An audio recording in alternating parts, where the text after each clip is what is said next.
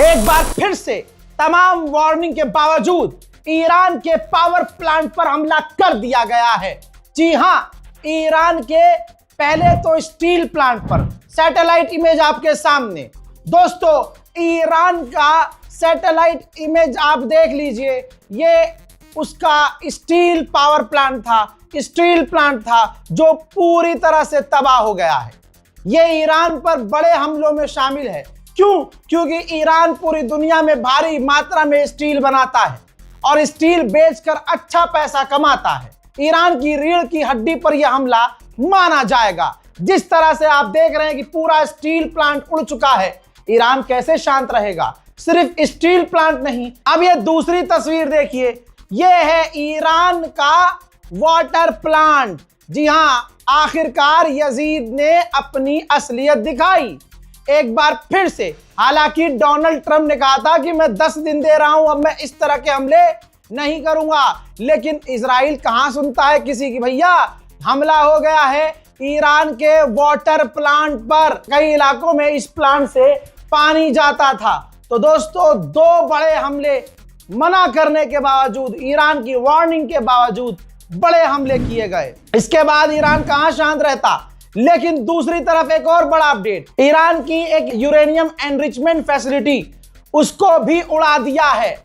मेरे दोस्तों, uranium facility को उड़ा दिया और फिर इजराइल ने सफाई दी, ये देखिए, और कहा कि ईरान इस वाटर प्लांट के जरिए यूरेनियम एनरिच कर रहा था और इस वाटर प्लांट का इस्तेमाल परमाणु बनाने में कर रहा था। ईरान की बड़ी बड़ी फैसिलिटी पर हमले हुए हैं। मैं नाम पढ़ रहा हूं, Khuzestan steel company Ahvaz, Khuzestan Oxin steel company Ahvaz, Mobarakeh steel complex southern of Isfahan, Mobarakeh steel power plant supply energy to the steel complex, power metallurgy company. जी हाँ, यह है नैशापुर इंडस्ट्रियल टाउन। फिर है Shahid Shafizadeh industries company Alborz industrial area में।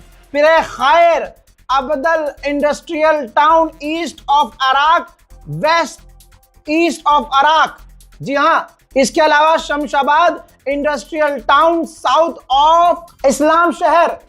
फिर इसके बाद Nasirabad industrial town south west of Islamshahr, सैगजी industrial town east of Isfahan.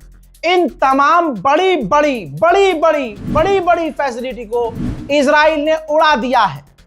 याद है आपको, अमेरिका के जब डील हो रही थी, डील की बातें हो रही थी, तो अमेरिका का काउंटर टेररिज्म का जिसने रिजाइन दिया है, उसके पूर्व चीफ ने कहा था कि ये जो बातचीत हो रही है जंगबंदी की बात, या टेबल पे आ रहा है डोनाल्ड ट्रंप, अमेरिका को नेतन्याहू से बच के रहना होगा, क्योंकि जब भी डील होती है तो इजराइल डील खराब करने के लिए बड़े हमले करता है। कर दिया। अब ध्यान से सुनिए, ईरान कैसे दबेगा भाई? अल्लाह ईरान को हिम्मत दे। ईरान ने तुरंत 15 मिनट के अंदर वार्निंग जारी कर दी है, जिसमें आप ध्यान से इस बैनर को शेयर कर दीजिएगा। ईरान ने सऊदी अरब की स्टील फैसिलिटी, इसके बाद यूएई, कतर, बहरीन, कुवैत और आखिर में आप देख रहे हैं मैप से पहचानेंगे इजराइल।